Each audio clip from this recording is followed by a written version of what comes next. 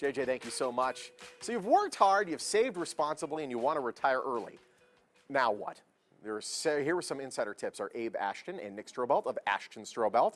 They're Southern Nevada's retirement brothers, and they join us every week on The Blend to help educate us on the matters of finance and retirement, retiring early. I love the sound of this, gentlemen.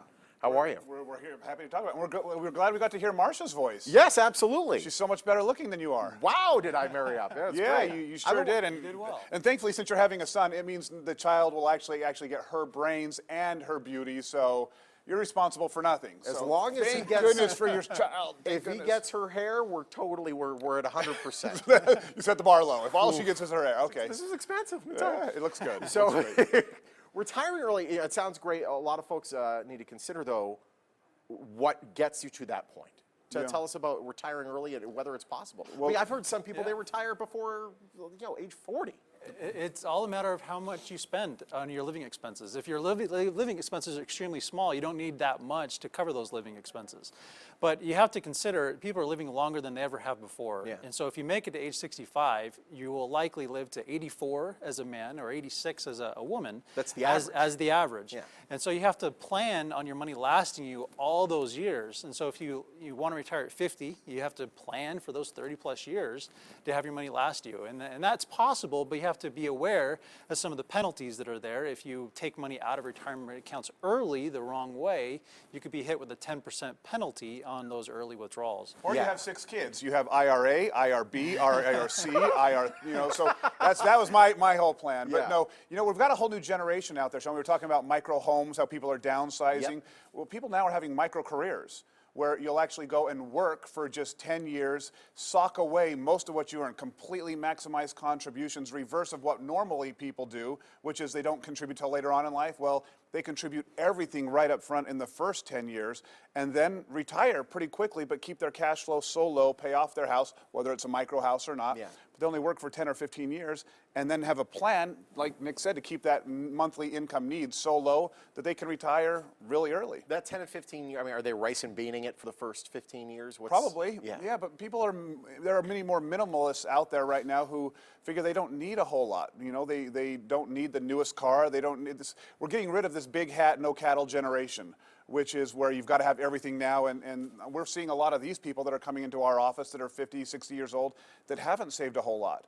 Their kids have watched that, and they're making different choices than their parents did. Which is incredible, because financially we have not necessarily been the smartest country, and it seems as though we have... Well, that's a news flash. No Headlines. Breaking We news. okay. Breaking news Put that out there, okay. But it seems as though the younger generation has heeded that call, and they've actually been paying attention. Yeah, it's like the children of the Depression, right? That was that great generation that saw their parents lose everything, and they realized they needed savings. Well, this has happened as well with the children and the kids who saw the tech bubble burst, right, in 2000, 2001, 2002, and saw 401ks wiped out and retirement savings wiped out.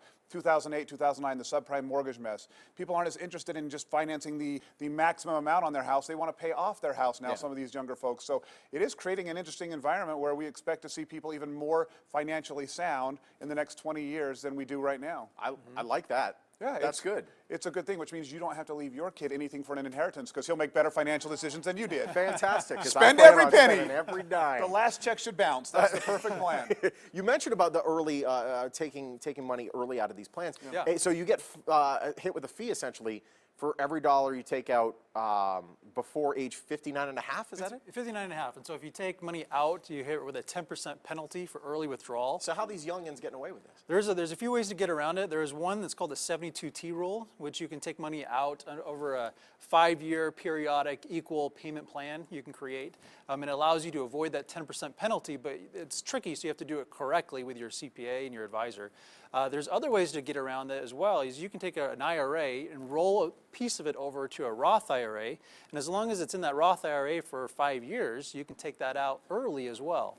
And so there's ways around it. You just have to be wise on how you approach it and be educated. Complicated shell game a bit. That's why you guys are important. That's why well, that's not the only reason we're important. It's one of the reasons we're important. You guys can traverse that where my head kind of gets all locked up. Yeah, you bet. And we like to see people retire early if they can. We just want to make sure they don't retire too early and then end up living with their kids later on. What's the best advice you would give to someone who's saved really well, wants to retire early, and is kind of ready to pull the trigger? For anybody who has that as a goal, the first and most important thing is to to keep your options open. And one of those easy tips you can do right away is contribute to a Roth IRA. I don't care if it's $1.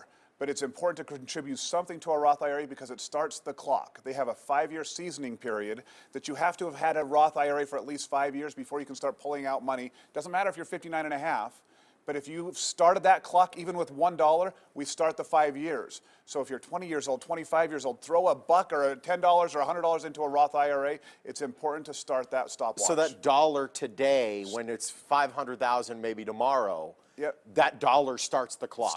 All we're trying to do is start the clock. That's fantastic. Well, I'm going to do that. I'm taking that away today. There you go. I don't have a Roth After IRA. a year, he learned something from us. This is great.